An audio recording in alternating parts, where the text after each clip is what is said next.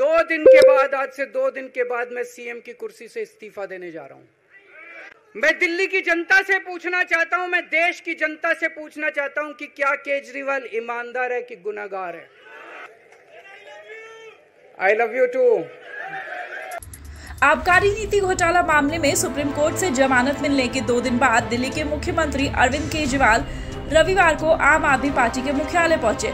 Party कार्यकर्ताओं और नेताओं से मुलाकात करने के बाद सीएम केजरीवाल ने कार्यकर्ताओं को संबोधित किया। इस संबोधन में उन्होंने एक बड़ा ऐलान किया। उन्होंने बड़ा ऐलान करते हुए कहा कि आज से 2 दिन बाद मैं इस्तीफा देने जा रहा हूं। मैं तब तक सीएम की कुर्सी पर नहीं बैठूंगा जब तक जनता अपना फैसला नहीं सुना देती कि केजरीवाल ईमानदार है। केजरीवाल ने कहा कि कुछ लोग बोल रहे हैं कि सुप्रीम कोर्ट ने कुछ कंडीशंस लगाई है। पिछले 10 साल में इन्होंने कंडीशन लगाने में कोई कसर छोड़ी थी। केंद्र सरकार ने कानून बनाकर मेरे काम बंद करने की कोशिश की, इन कंडीशन को देख भी लिया। अगर आपको लगता है कि केजरीवाल ईमानदार है तो जमकर वोट देना मेरे पक्ष में। फरवरी में चुनाव है, मेरी मांग है कि चुनाव तुरंत कराया जाए। नवंबर में महाराष्ट्र के साथ ही चुनाव कराया जाए। नए सीएम का चुनाव अगले 1-2 दिन में कराया जाएगा। मनीष सिसोदिया ने भी कहा कि वह भी डिप्टी सीएम और शिक्षा मंत्री का पद तभी संभालेंगे जब जनता की अदालत से चुनकर आ जाए।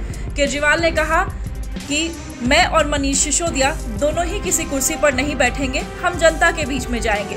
आपका ही कोई नेता आपके बीच से चुनकर सीएम के पद पर बैठेगा।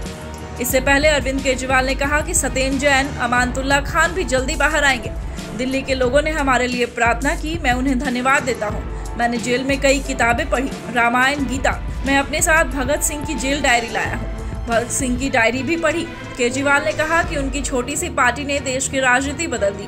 जेल में सोचने का वक्त मिला, मैंने जेल से ही एक पत्र लिखा था, वो भी एलजी साहब को। दिन था 15 अगस्त का। स्वाधीनता दिवस के अवसर पर सीएम झंडा फहराते हैं। मैंने कहा कि आतिशी जी को झंडा फहराने की इजाजत दी गई। वो चिट्ठी मुझे वापस कर दी गई और वार्निंग दी गई कि दूसरी बार अगर चिट्ठी लिखी तो आपको परिवार से भी मुलाकात नहीं करने दी जाएगी। मनीष सिसोदिया जेल गए, लेकिन मुझे और सिसोदिया को अलग अलग जेल में रखा गया। जब मैं जेल में था तो एक दिन संदीप पाठक मुझसे मिलने आया। वो हमारी पार्टी का महासचिव है। वो आकर मुझसे बात करने लगा।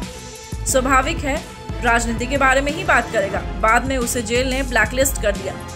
केजरीवाल ने कहा कि मुझे जेल क्यों भेजा इन्होंने। ऐसा नहीं कि केजरीवाल ने भ्रष्टाचार किया, इनका मकसद था कि आम आदमी पार्टी को तोड़ा जाए, केजरीवाल को तोड़ा जाए। इनका फॉर्मूला है कि पार्टी तोड़ दो, विधायक तोड़ दो, ईडी छापेमारी करा दो। इनको लग रहा था कि केजरीवाल को जेल में डालकर पार्टी तोड़ देंगे। सीएम ने आगे कहा कि मैंने इस्तीफा इसलिए नहीं दिया क्योंकि मैं देश के जनतंत्र को बचाना चाहता था। अगर मैं इस्तीफा दे देता तो ये एक एक करके सबको जेल में डालते, क्योंकि इन्होंने सिद्धारमैया, ममता दीदी, पिनराई विजयन सबके खिलाफ केस कर रखा है। मैं देश के तमाम मुख्यमंत्री से कहना चाहूंगा कि अगर मुख्यमंत्री रहते हुए आप पर यह केस करें तो अपने पद से इस्तीफा मत देना।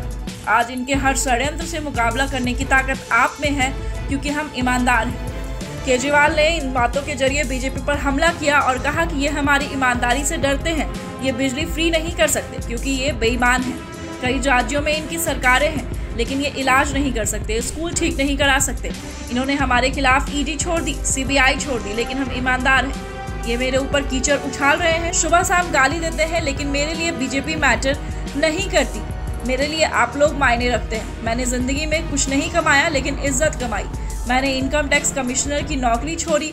2000 से 2010 तक मैंने 10 साल तक नंद नगरी, सुंदर नगरी की झुग्गियों में बिताए। मैंने देखा कि लोग कैसे जीवन यापन करते हैं। इससे पहले शनिवार को वह कनॉट प्लेस स्थित हनुमान मंदिर पहुंचे और पूजा अर्चना की। इस मौके पर उनके साथ उनकी पूर्व पत्नी सुनीता केजरीवाल, पूर्व उप मुख्यमंत्री और आम आदमी पार्टी के नेता मनीष सिसोदिया, संजय सिंह तथा सौरभ भारद्वाज मौजूद रहे।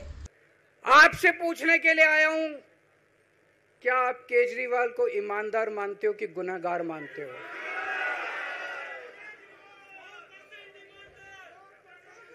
मैं दिल्ली की जनता से पूछना चाहता हूं, मैं देश की जनता से पूछना चाहता हूं कि क्या केजरीवाल ईमानदार है कि गुनहगार है?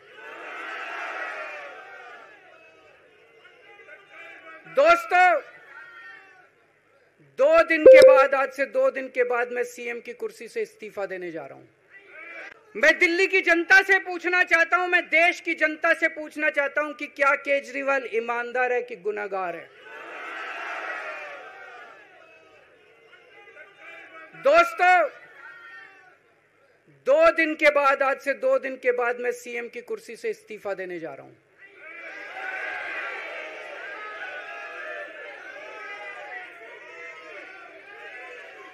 और मैं तब तक सीएम की कुर्सी पे नहीं बैठूंगा जब तक जनता अपना फैसला ना सुना दे।